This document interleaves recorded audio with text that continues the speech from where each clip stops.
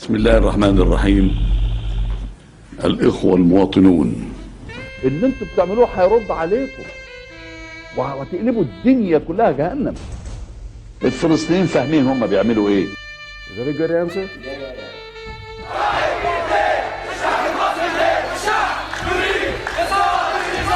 مراسم تشييع جنازة الرئيس الأسبق محمد حسني مبارك.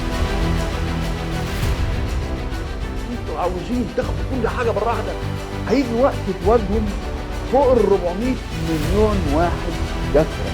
انتوا اوجدتوا جو عدم ثقة.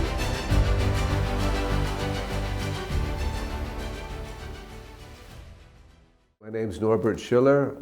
I worked as a news photographer. 84 to 2009, I worked as a news photographer in the Middle East, from Morocco to the Khalij. First time I met Mubarack, I mean, I was up close personal with him, 1985 or beginning of 1986.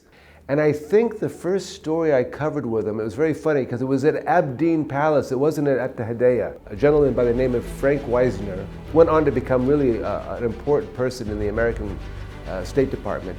The first photo of him, and I think that was the beginning of 1986. He loved to have the press in front of him. For example, there was some presidents and heads of states which I covered where they got very nervous when there was cameras in front of them. They didn't like it. Many times, I remember I did an interview with Abdullah Saleh, the former president of Yemen. He looked at me like this. He looked, and he continued to talk. I took a second one, he threw me out. Now, Mubarack never did that. I sat through every interview right next to the correspondent, shooting anything. He didn't care. He was the same with television. He loved television. And I photographed him in many different situations. I photographed him when he was on the field in Toshka, for example. I photographed him with the military. I photographed him with heads of state. I photographed him in Salumi with Gaddafi. I photographed him indoors, outdoors. I photographed him in every situation. He didn't do anything special. At that particular interview, it was really at his house, and it was very friendly. We had tea, coffee. I really want a picture with you. I've been covering you all these years. I want a picture of you two, me together. And he grabbed me in a headlock and held me like this. And I was looking up. I said, "Take the picture." And he missed it. And the picture was me with his hand on his shoulder, which is that picture. And that picture was my saving grace from 1996 till the time he left office. Every time I had problems with a traffic stop, they would ask for my ruksa. I would open up I would hand the ruksa, and that guy would look, he'd say, "Da Rais." I go, "Anta meen?" I said, "Ana Masar Bata. Ahla wa sahla tafadal Yusad al-Basha." And sometimes I remember I was at the Suez Canal, and this is when it became very difficult to photograph the Suez Canal. And I was stopped, and I remember my brother-in-law was with me from America, and they grabbed him. And I said, "Oh my God, this is going to be a big problem," because he probably didn't have his passport with him. He probably left it at our house in Cairo. My driver, Mustafa, also had the picture in his car. And he said, and he opened up, and he just saluted me. He said, "Fadalu." So that picture with Mubarack was like a carte blanche for Egypt. انتوا عاوزين تاخدوا كل حاجة بالراحة واحدة. انت بتألف كلام من عندك. هيجي وقت تواجهوا فوق ال 400 مليون واحد يكره. انتوا اوجدتوا جو عدم ثقة.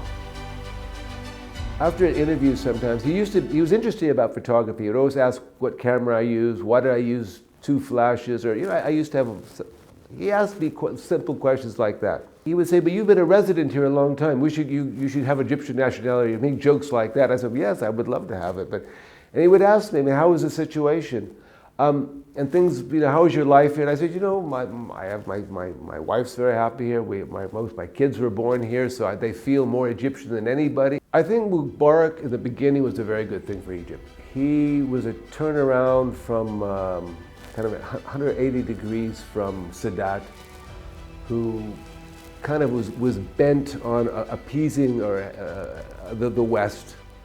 Mubarack kind of, in the beginning, kind of stood on his own 2 feet. He inherited a country that was removed from the Arab League, and he brought the country back to the Arab League. He got off that plane, he was king. They wanted to speak with him, they wanted him back because the Arab world was not the same without Egypt. Basically saying the first 10 years, I think he did very good for the country. The second 20 years, where it was a slow, gradual decline. And there was many times along the way he could have bowed out. And I honestly don't believe it was all his fault. I don't think he controlled the situation anymore. I think people around him, including big business, and they had a lot of influence on what he did. I don't think it was his decision. I think he lost touch. He was behind the big business and the power elite, the really powerful people in this country. The power got to him. لا يمكن لأي حرب أن تحسم قضية التفاوض. وأنا بقول حلوا مشاكلكم مع جيرانكم بالتفاوض.